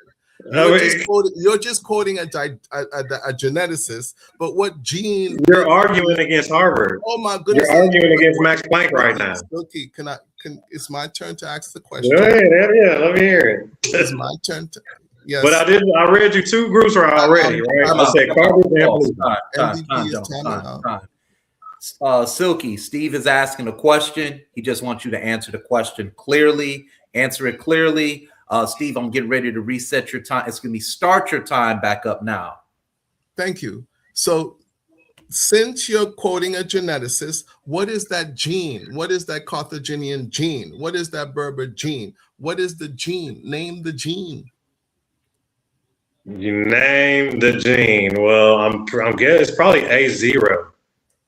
Okay, so you're not sure of the gene. You that would be the basal lineage haploid. Okay, you mentioned the Garamantes, correct? And then with the Garamantes, you talked about 500 BC, right? And the title talks about the establishment of Kemetic civilization. What does the Garamantes of 500 BC have to do with the beginning of the establishment of Kemetic civilization in 3170 BCE? What do they have? What does that have to do with the establishment of Kemetic civilization? Well, before they was the Garamantes, they was the Tahinus. That's a long stretch of time, Silky. You're going from about five. Okay, so the Garamantes are 500 BC. I got you. I mean, go ahead. When were these Tehenamus or the Tajehemus and the Tajehenus? When were they? The Tahinu, that's ancient Egypt. That's before your unification. That's not Egypt, Silky. It's not Egypt. You're right. It's Africa. Those are Libyans. They are Libyans. Right. Well, all of Libya before it's Egypt. So even geography is being conflated here. There's no distinction between geography and landmass. There's no distinction between territories. So Egypt, Kemet is Libya, and Libya is Kemet. So also Nubia and the south is the north, and the north is the south, and everything. But the oracles in Libya and all the gods are Libyan origin. So, and all your fixtures, everything you're praising is Libyan. I hate to break it to you, which AKA is Berber. I'm not. I know it hurts, man. Can I go? I know I'm killing a lot of y'all right now. No, my next question. What is the headdress of Amun? Silky, the Berber. What is the headdress of Amun? The headdress of Amun? It's rams. The ram head. Well, he has a few different he has a few. Okay, a ram head. Okay, the ram head. What does that ram head symbolize? It symbolizes Sobek. Sobek is a ram now? I thought Sobek was a crocodile. He is a crocodile. So he's a crocodile and a ram. Yeah, but the ram art, as I read in my presentation, goes back 9600 BC, where they was praising all across the Libyan desert. Did you not pay attention to that? I read that source. The ram art goes back 9700 BC. Would you like to see that source? I can show you that one. Okay, so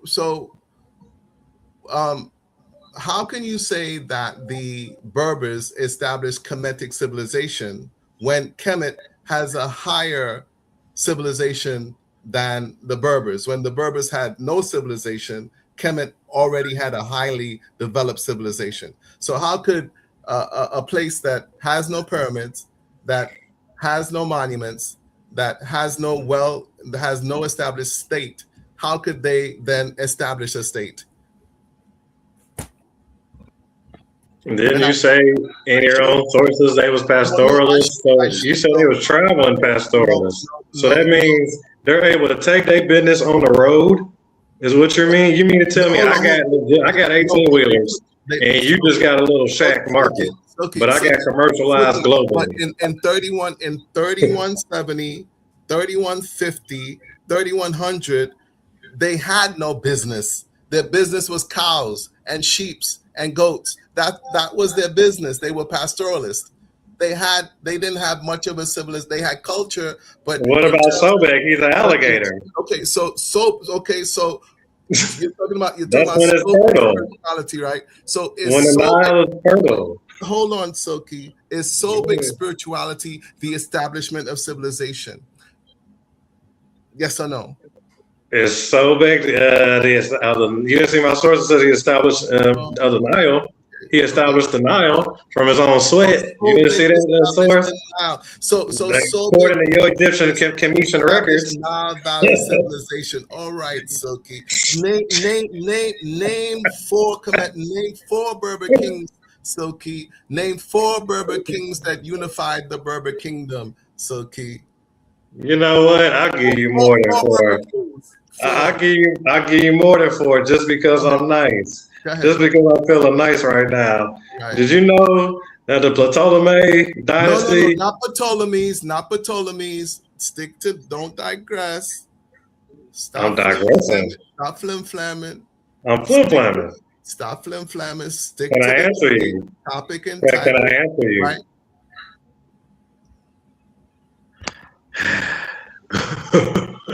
Yeah, it's ugly work out here. So you ready for the answer?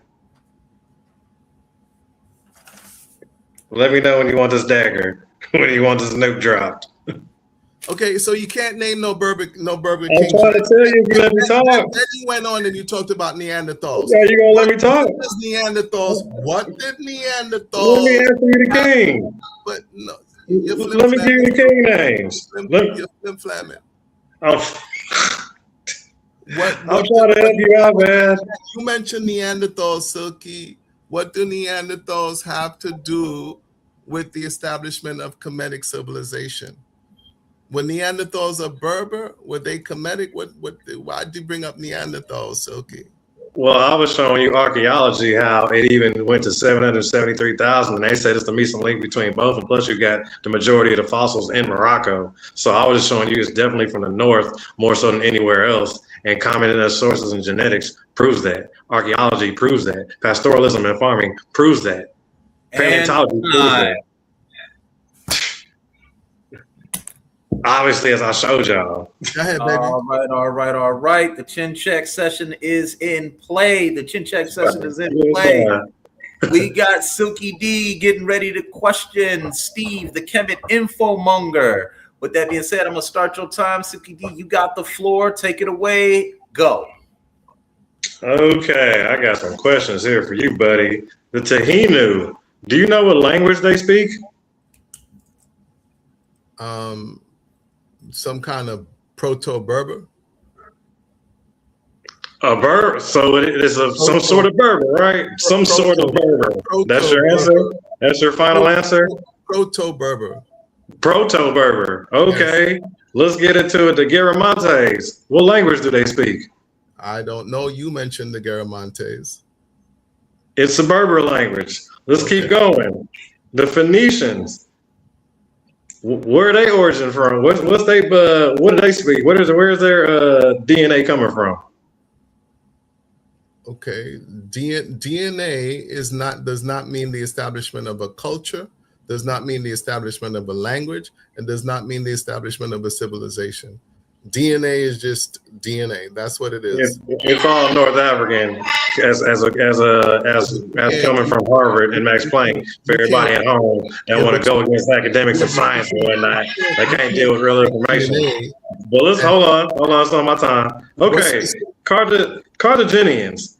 What language do they speak? What language did they speak? Mm-hmm. Carthage no longer exists. What language did they speak? Carthaginian. It's Berber. It's a form of Berber. Punic. Amazigh. It's Carthaginians speak a form of Berber. They speak Amazigh as Berber. So Punic. What language do they speak? Punic. Where's Punic? The Punic. Hold on. Let me ask you. Where's Punic? Where is it? That's North Africa. The Punic Wars. So what's the Punic Wars? I said, what language do they speak? Are you going to answer the question? Okay, but when? Let me ask you. It's on my time. When were they speaking this language? Are you going to answer what language do they speak? The Punic language. What language is that? Okay. What does this have to do with the establishment? Okay, it's a Berber language. He doesn't know. What does this have to do with the establishment of Kemetic civilization? So did you not know that the Levantine DNA is majority North African? Was you not aware of that? What does this have to do with the question? Was you not aware of that? Yes or no? Okay, time. Steve, Silky D is asking you a question. He's asking you a direct question. Yes. Just answer the question for him, okay? Yes. Okay. All right. Silky D, I'm giving you 10 more seconds. Go.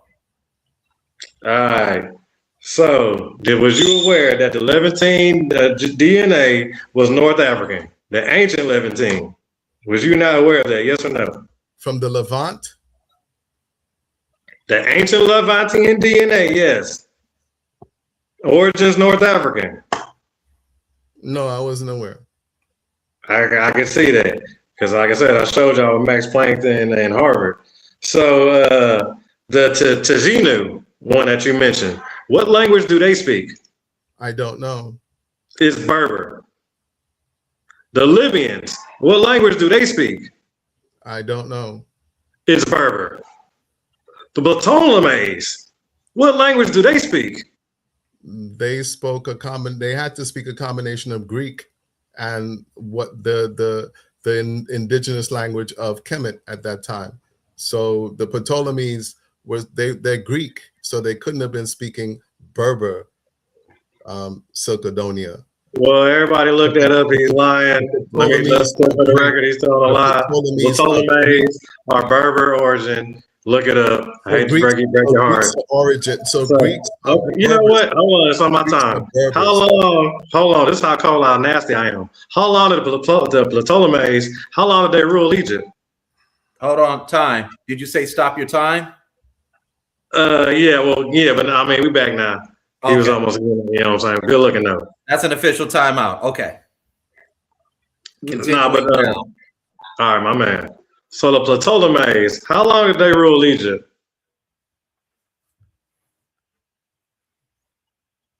Dynasties. The last one was You Googling it up, man? You over there looking it up? what am I Googling? Right, no, he doesn't know. So they ruled it from the last 300 years. Don't worry about it. I'll let y'all have that one in the house. So Sobek, was you not aware of Sobek being the ancient god of the Nile, the one that the originator of the Nile? Was you not aware of that? What's the title of the debate, Soki? The Nile. I'm taking all that. Obviously I rule all that. Whatever you want to call it, I run it all. So can you answer the question? You're flim. Can you answer the question? No, you're flim. Okay, so did you know Amun was a Libyan deity? Yes or no? No, I did not know. Did you know Osiris was a Libyan deity? Yes or no? No, I did not know. Did you know that Nith was a Libyan deity? Yes or no? You haven't proven that they were, and I didn't know. I showed Buku amount of it's a yes or no question first off, and I showed plenty of sources proving all that. Did you know? Oh, yeah, man. So did you know the Berbers were the first pastoralists? Pastoralism is civilization, Silky.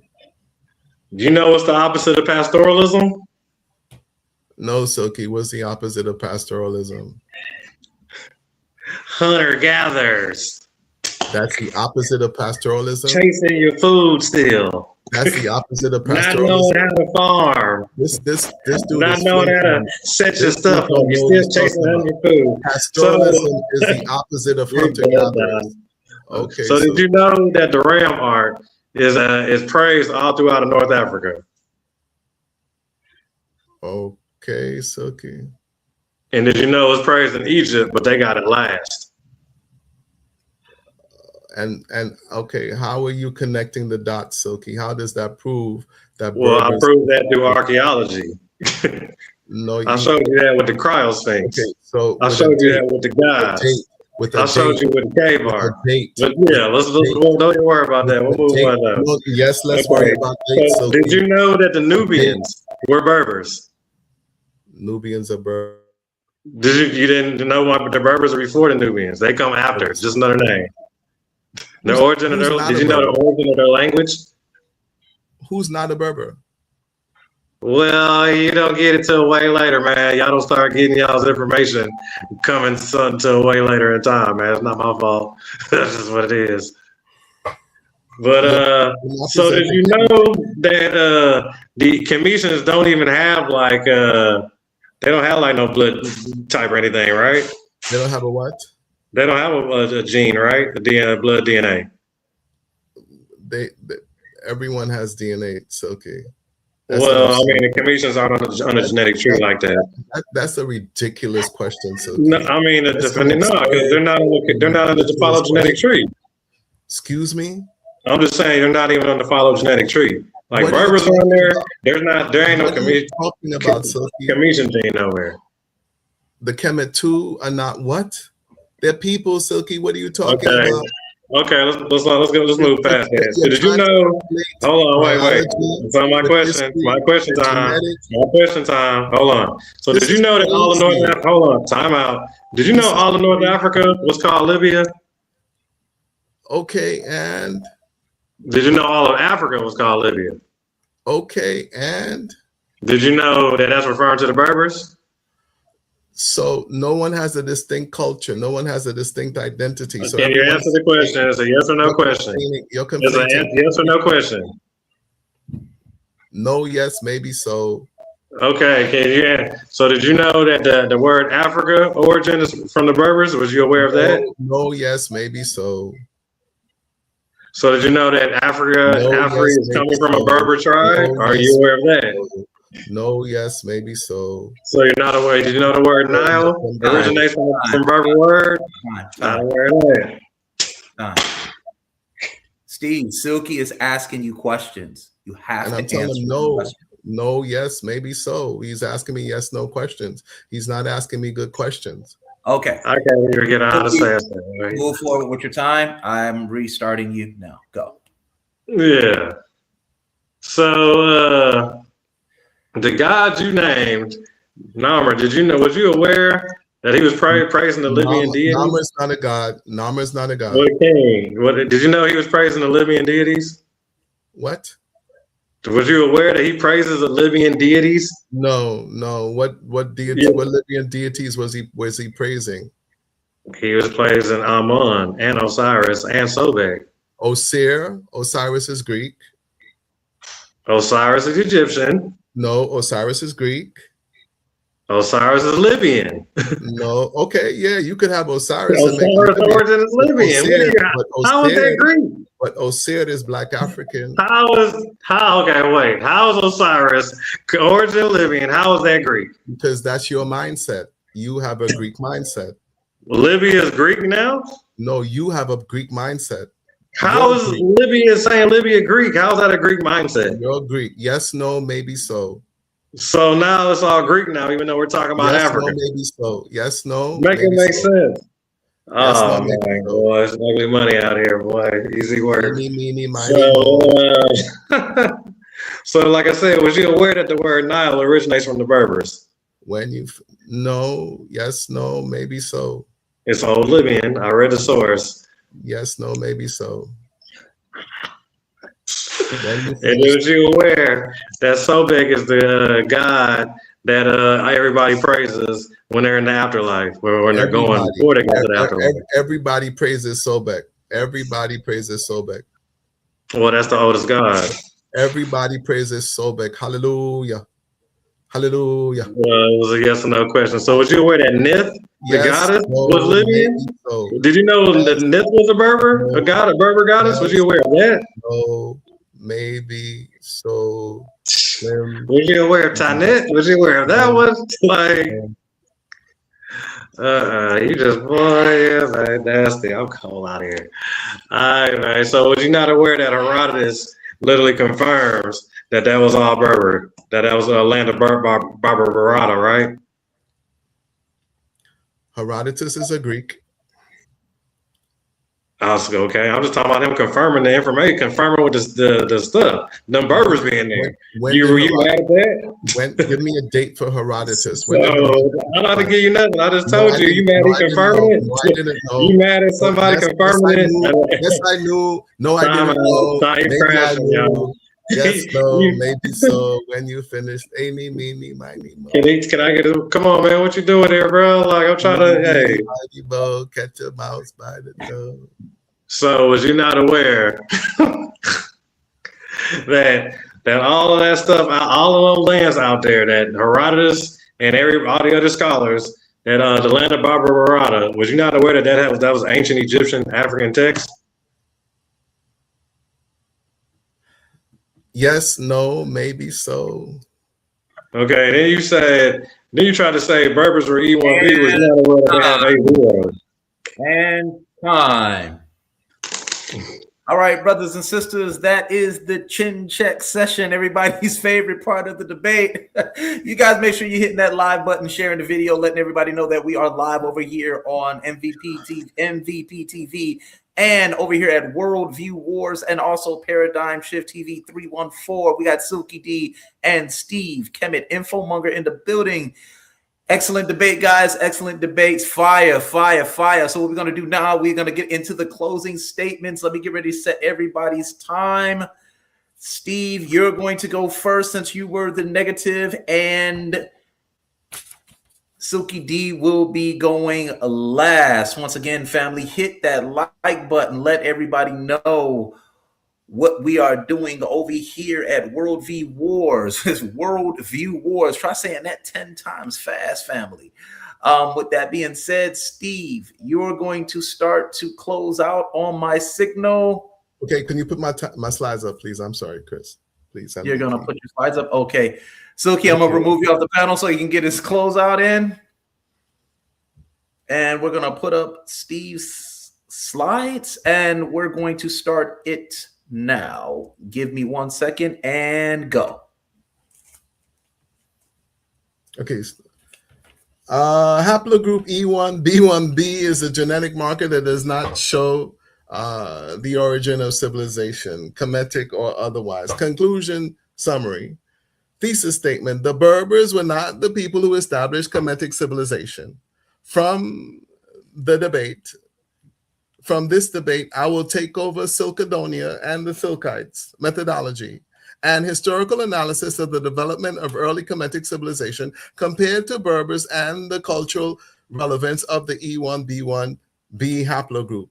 My debate performance centered on the thesis statement, and my methodology queried the relevance of the E1B1B haplogroup on early Kemetic civilization. The E1B1B paternal group is characterized by its high frequency in certain regions of Africa and its presence in other parts of the world, particularly in Europe and the Near East. I beg to argue that most Europeans are not Berbers or Amazigh. Berber is not their culture or language, even though they have the E1B1B haplogroup. Was Erihor Libyan or Berber? Erihor of 3170 BCE was not Libyan or Berber. He was an indigenous Upper Kemetic ruler, part of the early Nile Valley lineage that developed into the kingship state. The Proto-Berber language does not appear until much later, such as 2000 to 1000 BCE. They didn't even have a language. The Amazigh cultural package, tattoos, matrilineal clan, Lyco-Berber script, etc., developed in 1000 BCE in the Bronze and Iron Age, not in 3170 BCE pre-dynastic Kemet. In 3170 BCE, there were pre-Berber Libyan cultures compared to the most structured civilization formation of King Erihor's Abydos Kemet. Kemet has its own historical, cultural, and spiritual identity that cannot be usurped by other groups of people. Silcadonia of the Silkites is set ablaze, crushed by Kemet and the Infomongers. King Ka Seken was a ruler of Upper Kemet during Dynasty 0 around 3150 BCE. This was just before the unification of Kemet under Scorpion II and Narmer. What was the state of Berber civilization in 3150 BCE, the time of King Ka? And time. Thank you, Steve, the Infomonger. Thank you very much on your close out. We're going to bring up Silky D. Silky D. I'm not going to keep saying that. I'm not going to keep saying that, Silky D. With that being said, your time starts when I say go. Go. Man, let me pull up. Let me go to my pull up my source. Where I gotta. Let me just right. go. Let me Go to the one that got the bow and arrow on it. It got a picture. It's a hieroglyphic, glyph, whatever, or pictograph of a person with a bow on it. I'm gonna just start off there just for the heck's sake.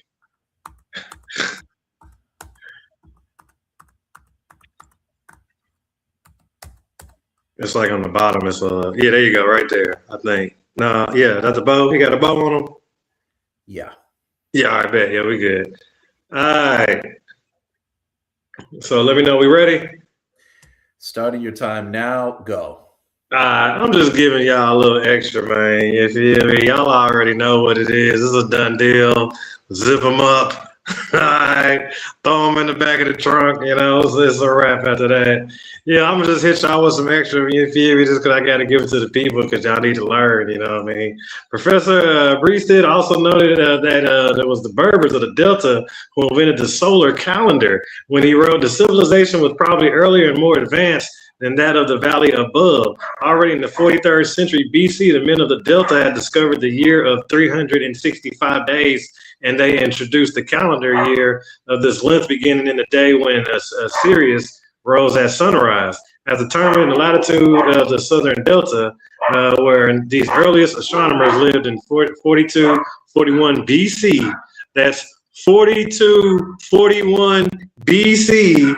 It is a civilization of the delta, therefore, which flourishes us in the earliest fixed date in the history of the world. History of ancient Egyptians, 1908, the DP 3132, as we should see below. Herodotus spoke Libyan and Alice being the inventor of astronomy and the doctrine of the sphere. So I just gave y'all the calendar right there. That one's on the house also. So yeah, I done showed y'all with linguistics, DNA, genetics, you know what I'm saying, archaeology, paleontology, you know, cave writings, pulled out the tribes, language, words, all that stuff. You feel me? Like, so it's all there, you know what I mean? It's a big package, big bow. You know what I'm saying? I know it's a hard one for y'all to deal with. I know it's hard to look at all these sources and look at all these facts in your face and say, oh, I could be wrong. Yeah, man, I understand, but you was, man. So yeah, out of there, all the sources are in my favor. As far as current genetic studies go, that I really like to play with, you know what I'm saying? We could say scrap all this history. Yeah, go meet me in the science lab. Let's go over to the genetic lab. I'll be over there, holler. Yeah, you know what I'm saying? That's what it's saying. All there, DNA confirms it. As far as new studies, modern studies, the most up-to-date studies, y'all need to throw all your out-of-date studies out. Throw all that stuff out. All that's wrong. Yeah, y'all need to go back and rework that stuff, man. Stop harping on that old information y'all got. I'm sorry, y'all going to have to let it go. So it's your boy Silky D. Y'all already know I'm coming with that hot fire. I'm gonna keep reading y'all some more, man. I could give y'all some more if y'all want, but yeah, all those trials here, like all that's Berber, man. I hate to tell you, those are the origins. It's coming to, they're all praising being the Berber gods. You know what I'm saying? Before any of that stuff even came about, before they had writing, before they had language and all that, these Berbers are already out here doing everything. You know what I'm saying? Egyptians, they got it last and borrowed it from the Berbers and the Libyans, which are the Berbers. So yeah, man, anywhere you want to go, wherever you want to run to, you're going to get shot up. You know what I'm saying? Like, it's no ducking me. You know what I'm saying? I hit you with some more. Go on like one source over. Go two sources to the left. And time. Oh, boy.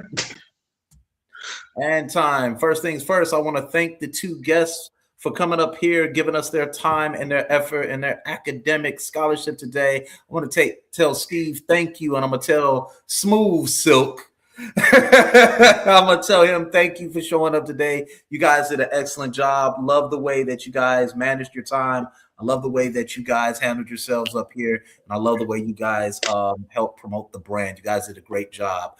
With that being said, I'm going to be removing both of you all. I want to say thank you once again for coming by, and I want to ask the audience, do you think that Silk did enough to dethrone Steve, the champion, the academic champion?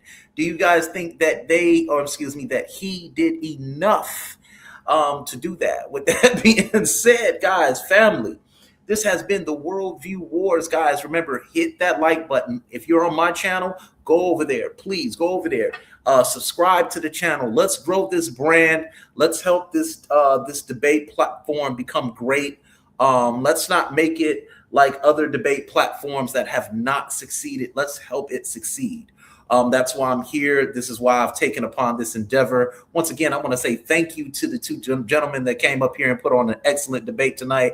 I will say the chin check session was what I was looking forward to, and it lived up to it once again. So with that being said, I want to give a shout out to you all in the audience, all 61 people. We reached 70 people today. We want to get that number up to 200 by the end of next month, and let everybody see the talent that we are bringing forth over here on Worldview War. Shout out to Mika1135. Shout out to Dr. Bombay, Indigenous Black Man. Holograph 100 is in the building. Let's see who else we had in the building. Michelle Turnup is in the building. She don't like me. Josh Shub, hey, you taking my terms, man. Stop stealing my moves, man. I see you jacking, man. You said, man, I saw what you said out there. Shout out to Yerim Yehuda, Dawid Ben Yakanan. Ooh, say that 10 times fast. Shout out to everybody that tuned in. Heyru Consciousness was in the building, standing on it. Miss Heyru Consciousness was in the building, standing on business. Once again, my man Suave 7068 was in the building. Media Rights was in the building once again. And guys, don't forget, support your brother DMG. Send him a cash app. Let him know how much you enjoyed this platform tonight, the debate tonight. I think these brothers definitely showed up. I really enjoyed that chin check session. It was funny and good at the same time. Philin 1997 is in the building. Damn, I miss those days. And let's see who else we had up in here once again. We had Dave. David is in the building. Thank you for stopping by. Thank you for stopping by. Stephanie, it's going to be Step Into the Light, was in the building. Thank you guys, everybody, for coming by and supporting this debate tonight, guys. We want 100 people up in here when we go live. That's important. That helps grow this brand. Hit the like button when you come up in the building every single time, because that helps the channel and the platforms with the algorithm. It helps keep it in the algorithm. I see a lot of talent over here, and I'm real excited to be hosting and also putting together some debates also. So with that being said, guys, we are getting ready to sign up out of here. I am finna take my light skin ass to bed. And guys, do you think Silk did enough to dethrone Steve, the Kemet Infomonger? That being said, family, we signing out. Thank you all for stopping by. Peace.